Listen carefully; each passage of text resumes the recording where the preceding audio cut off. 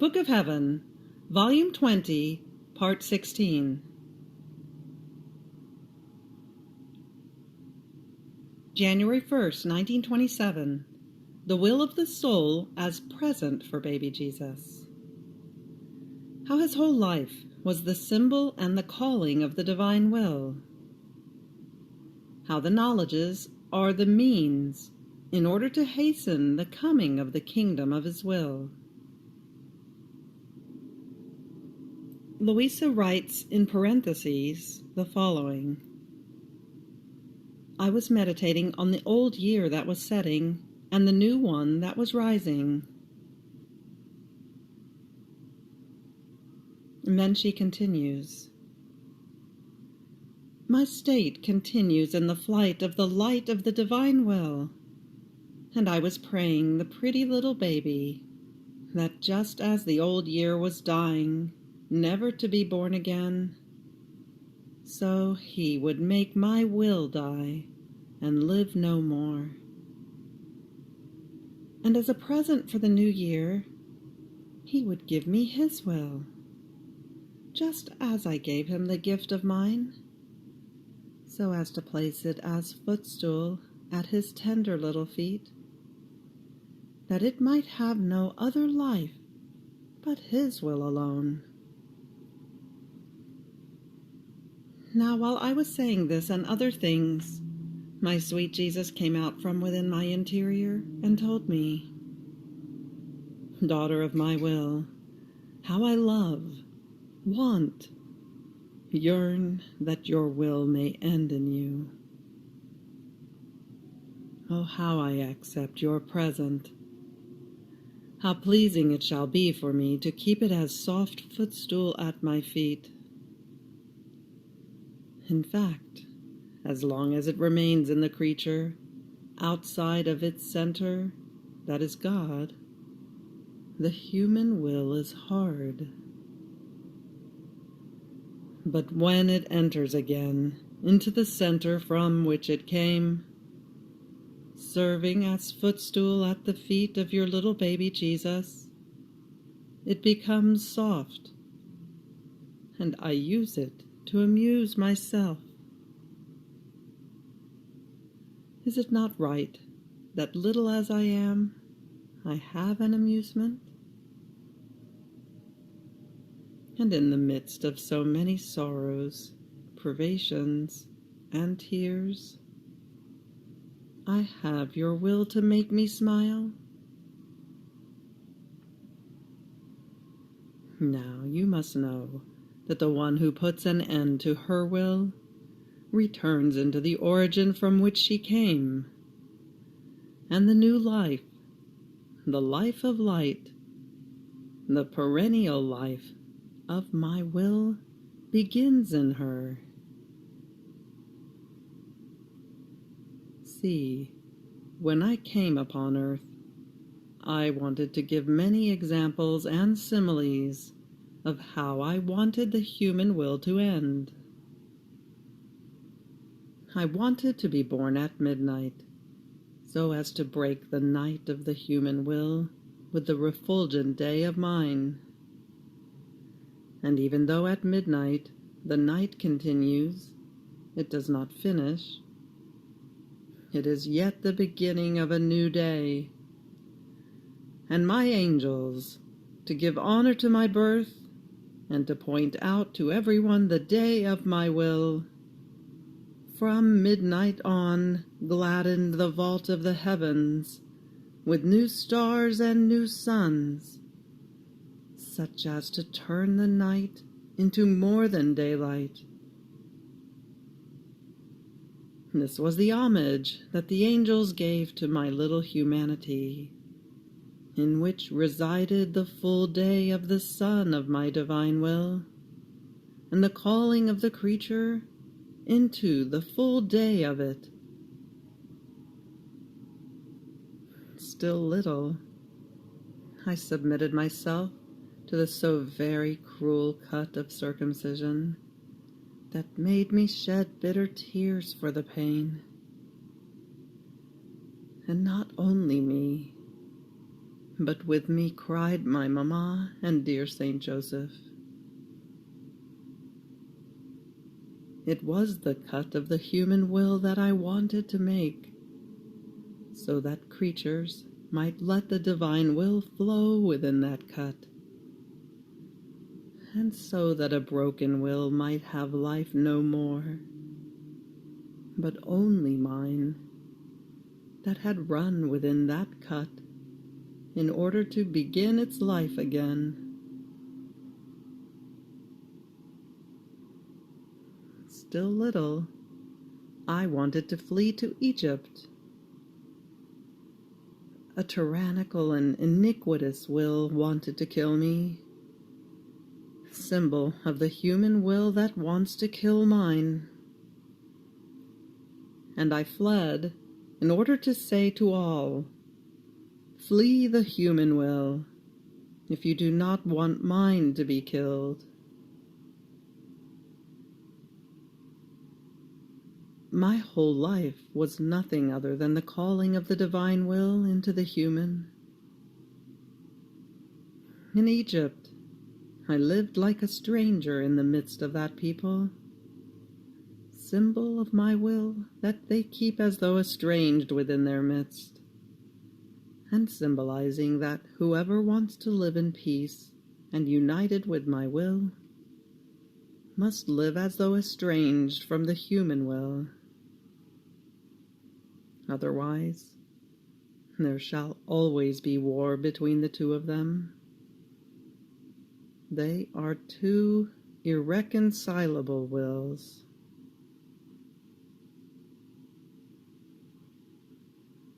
After my exile, I returned to my fatherland, symbol of my will that after its long exile of centuries upon centuries, shall return to its dear fatherland, into the midst of its children, in order to reign.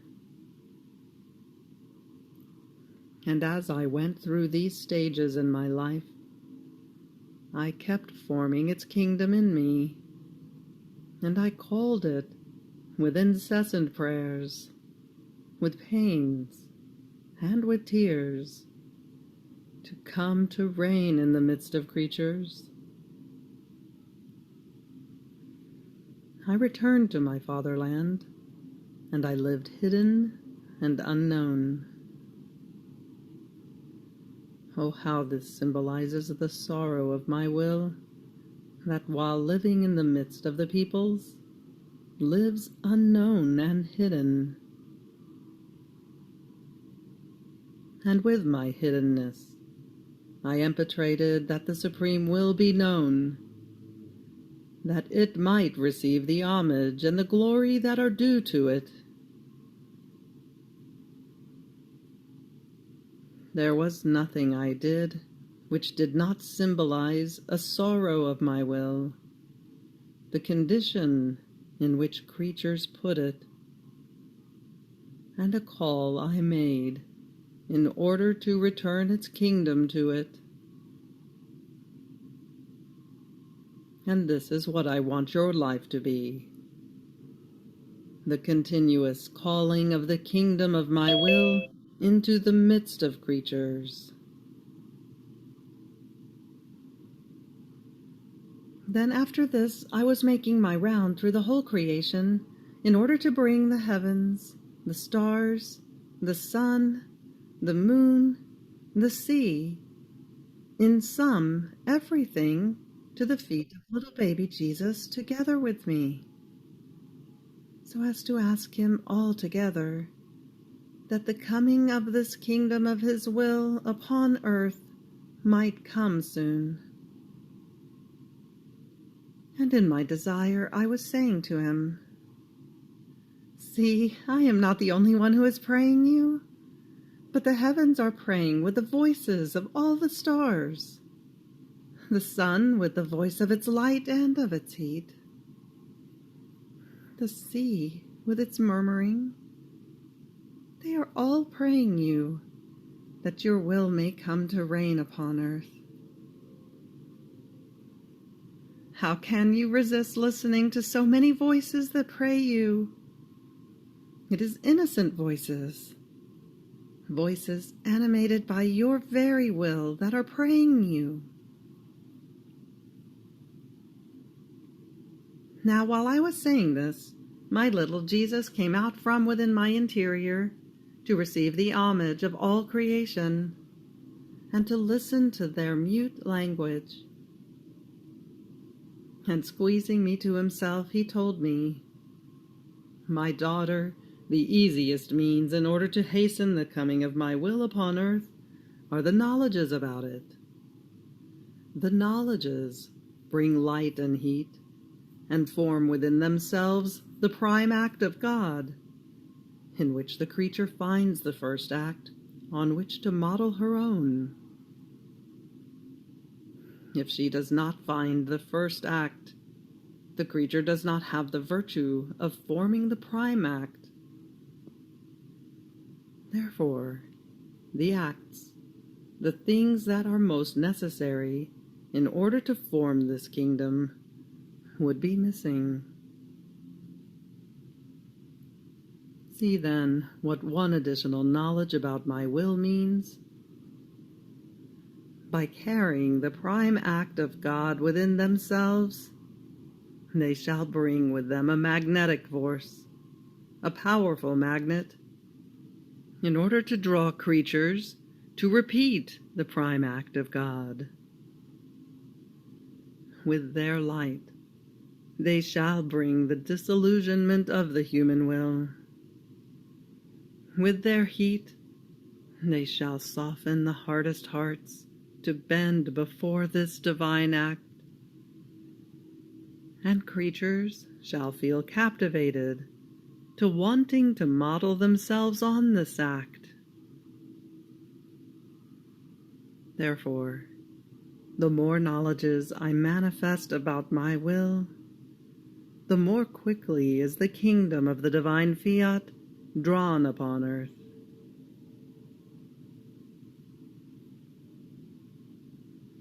January 4th, 1927. How each new act of divine will brings a new divine life. How one who wants to hear the truth, but does not want to execute it, remains burned. Hardship of the divine will within souls.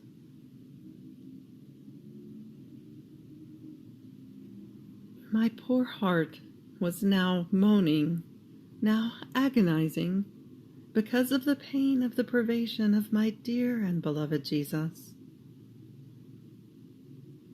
Hours seem centuries to me, and nights interminable without him. Sleep escapes from my eyes. Could I at least sleep, my intense sorrow would fall asleep. Maybe this would bring me a little relief. But no, instead of sleeping, I become all eyes, and open eyes, not closed. Eyes my thoughts, which want to penetrate, to see where is him whom I look for and do not find. Eyes my hearing, to hear, who knows the soft treading of his steps, the sweet and gentle echo of his voice. My eyes look, who knows, they might see at least the flash of his fleeting coming. Oh, how his privation costs me. Oh, how I long for his return. Now, while I was amid the yearnings of wanting him, my sweet Jesus moved in my interior and made himself seen inside of me, sitting at a little table of light, all occupied and intent on looking at the whole order of what he had manifested about his most holy will, whether everything was marked, whether anything was missing.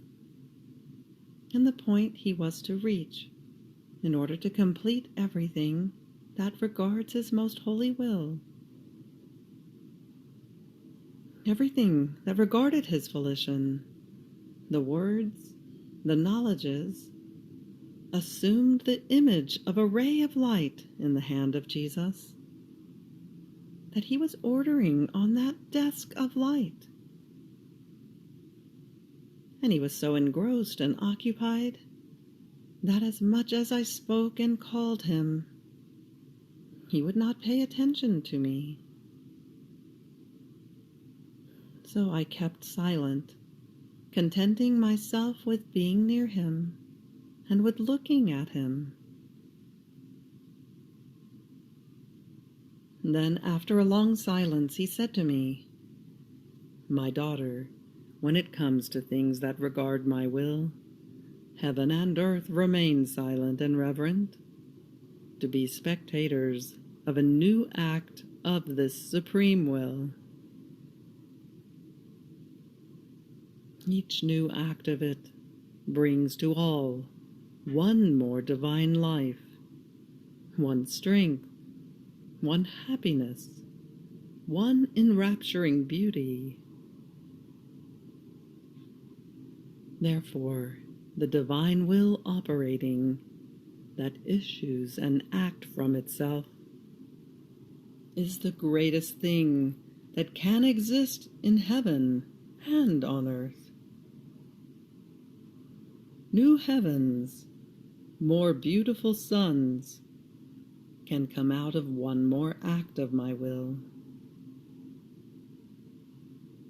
Therefore, when it comes to it, you and I must put everything aside and occupy ourselves only with the eternal Fiat. This is not about reordering a human will in you, or just any virtue, but it is about reordering a divine and operating will. Therefore it takes very much. And this is why, being occupied with things that regard me more, and that shall bring the great good of a new act of this supreme will, I do not pay attention to your calls. Because when it comes to doing the greatest, minor things are put aside.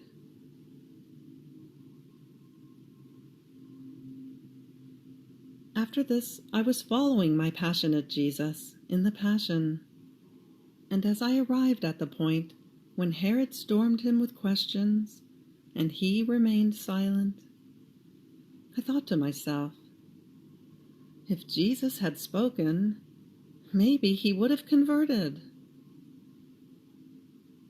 And Jesus, moving in my interior, told me, "My daughter, Herod did not question me in order to know the truth, but out of curiosity and to make a fool of me.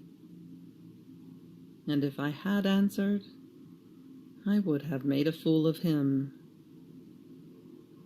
Because when the will to know the truth and to execute it is missing, the humor, in order to receive the heat that the light of my truths brings with itself, is missing in the soul.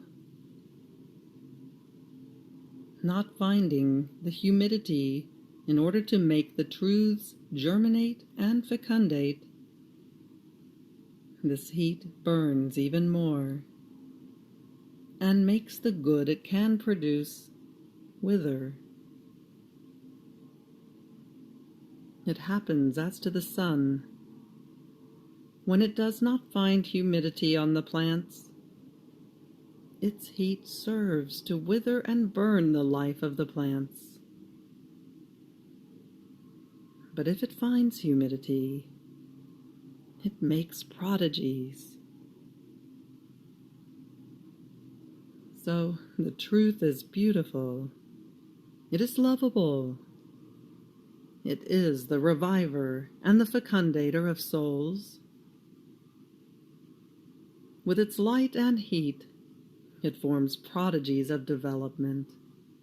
of graces, and of sanctity, but for those who love to know it in order to execute it. On the other hand, with those who do not love to execute it, it is the truth that mocks them, rather than remaining mocked itself. In addition to this, while I was writing, I felt such exhaustion of strength that I did it with difficulty. Nor did I feel I was being fed the words by Jesus to make it easier for me, or the fullness of the mental light that, like sea, forms in my mind, such that I have to content myself with taking a few drops of light to write them on paper. Otherwise, if I wanted to put everything, I would act like a person who goes into the sea and would want to hold all the water of the sea in his hand. As much as he takes, it all escapes him. But if he takes a few drops, he can manage to carry them with himself. So everything was hardship in me, in the soul, in the body, in everything. Feeling so ill, I thought to myself, maybe it is no longer will of God for me to write. Otherwise he would have helped me, like the other times. Instead, the hardship, the effort I have to make, is so great that I cannot go on. Therefore, if Jesus does not want it, neither do I want it. But while I was thinking this, my sweet Jesus came out from within my interior and told me, "My daughter, the one who must possess the kingdom of my will must not only do it and live in it, but must feel and suffer what my will feels and suffers within souls. What you feel is nothing other than the condition in which it finds itself in creatures. With what difficulty it flows. What efforts does it not have to make in order to subdue creatures, to make them do its will? How repressed they keep it within their own will. They take away from it the best of its life within them. That is its energy, its joy, its strength. And it is forced to act under the pressure of a human will, melancholic, weak, and inconstant. Oh, in what a heavy, bitter, crushing nightmare creatures keep my will. Do you not want, then, to take part in its pains?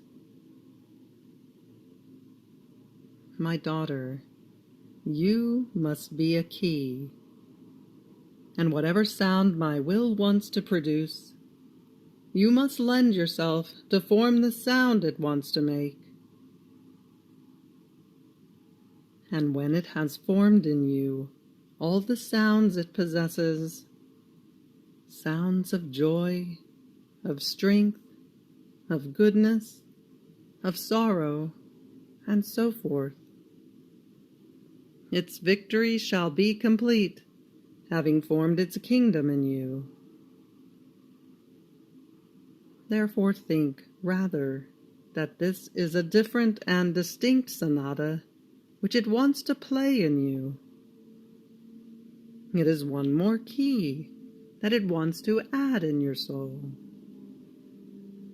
Because in the kingdom of the Supreme Fiat, it wants to find all the notes of the musical concert of the celestial fatherland, so that not even music may be missing in its kingdom.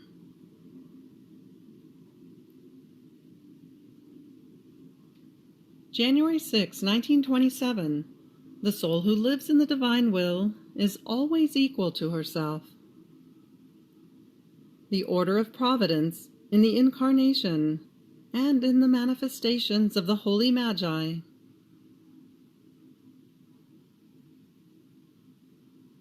I was doing my usual acts in the Supreme Volition, and my sweet Jesus came out from within my interior, and stretching out his arms to me, he embraced me, but he clasped me so tightly to himself that I remained completely covered with Jesus. And he said to me, "My daughter, I am not content if I do not see you completely covered with me, and so dissolved in me as to no longer be able to recognize yourself in you, but only me in you." Then he added, "My daughter, the one who lives in the divine will is always equal to herself.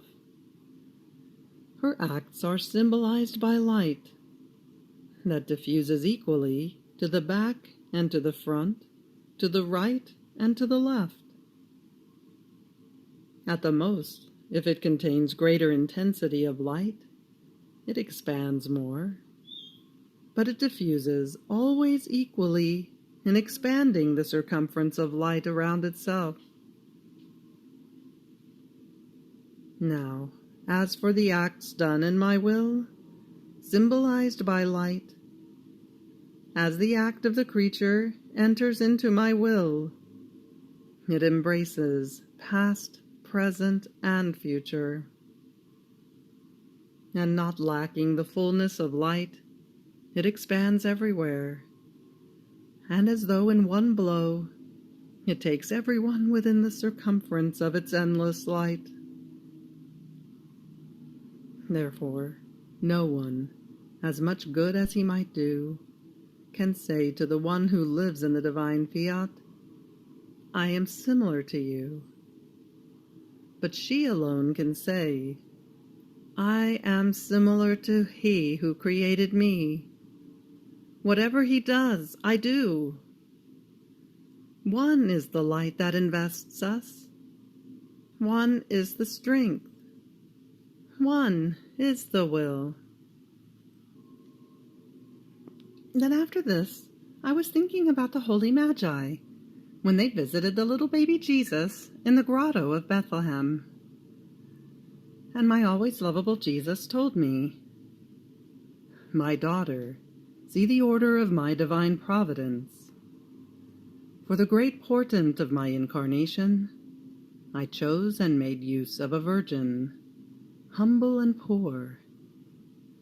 And as my custodian, who acted as father to me, the Virgin Saint Joseph, who was so poor that he needed to work in order to support our lives. See how, in the greatest works, and the mystery of the Incarnation could not be greater, we make use of people whose outward appearance attracts no one's attention, because dignities, scepters, riches are always fumes that blind the soul and prevent her from penetrating into the celestial mysteries in order to receive a great act of God, and God himself. But in order to manifest to the peoples the coming of myself, word of the Father, upon earth, I wanted and made use of royal authority, of learned and erudite men, so that by their authority they might diffuse the knowledges of the God now born, and eventually also impose themselves on the peoples. But in spite of this, the star was seen by everyone. Yet only 3 of them move, pay attention, and follow it. This says that, among all, these alone possessed a certain dominion of themselves, such that, as it formed a little empty space within their interior, beyond the appearance of the star, They felt my call echoing in their interior, and heedless of sacrifices, of gossip, of mockeries, because they were leaving for an unknown place and they had to hear much talking. Disregarding everything and dominating themselves, they followed the star that was united to my call.